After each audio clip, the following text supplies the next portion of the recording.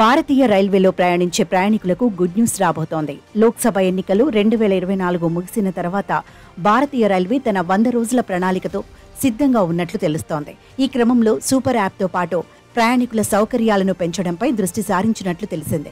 ఈ నేపథ్యంలో రైల్వే టికెట్లు తిరిగి వచ్చిన 24 గంటల్లో ఛార్జీల వాపసు జరగనుంది. దీంతో పాటు 3 కొత్త ఆర్థిక కారిడార్ల ఏర్పాటు, స్లీపర్ వందే భారత్ రైలు ప్రారంభం మొదలైన వాటిపై ప్రణాళికలు రూపొందించారు. ప్రస్తుతం ఆన్లైన్లో రద్దు చేసిన టికెట్ల వాపసు మొత్తం పొందడానికి ప్రయాణికులకు 1 వారం సమయం పడుతుంది. ఈ యాప్ వల్ల కేవలం 1 రోజులోనే మనీ రిటర్న్ అవబోతోంది.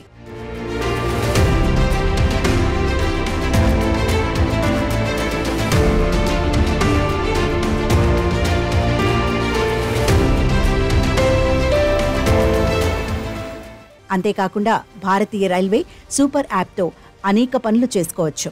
ఆన్లైన్లో ప్రయాణ టికెట్ బుకింగ్, క్యాన్సిలేషన్, రైళ్లను ప్రత్యక్షంగా ట్రాకింగ్ చేయడం, రైళ్లలో ఆహార పదార్థాల బుకింగ్ వంటి అన్ని సౌకర్యాలను ఒకే ప్లాట్ఫామ్లో అందించనున్నట్టు రైల్వే అధికారులు చెబుతున్నారు. రైల్వే తన మెగా ప్లాన్లో ప్రధానమంత్రి రైలు యాత్రి బీమా యోజనను ప్రారంభించడం గురించి కూడా చర్చిస్తున్నట్లు తెలిసిందే. దీని ద్వారా ప్రయాణికులకు కూడా బీమా సౌకర్యం కల్పించనున్నారు.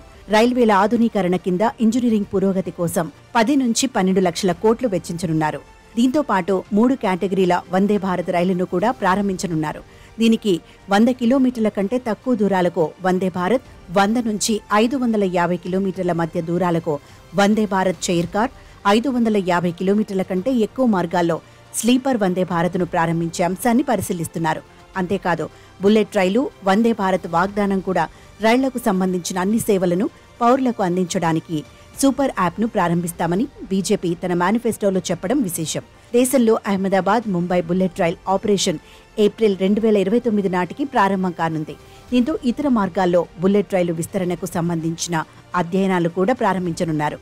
అలాగే ప్రైవేట్ భాగస్వామ్యంతో 1300కు పైగా రైల్వే స్టేషన్లను ఆధునీకరించనున్నారు. కొన్ని రైల్వే స్టేషన్లలో షాపింగ్ మాల్స్, విమానాశ్రయం లాంటి వెయిటింగ్ లాంజ్లు వంటి ప్రపంచ స్థాయి సౌకర్యాలు ఉంటాయి.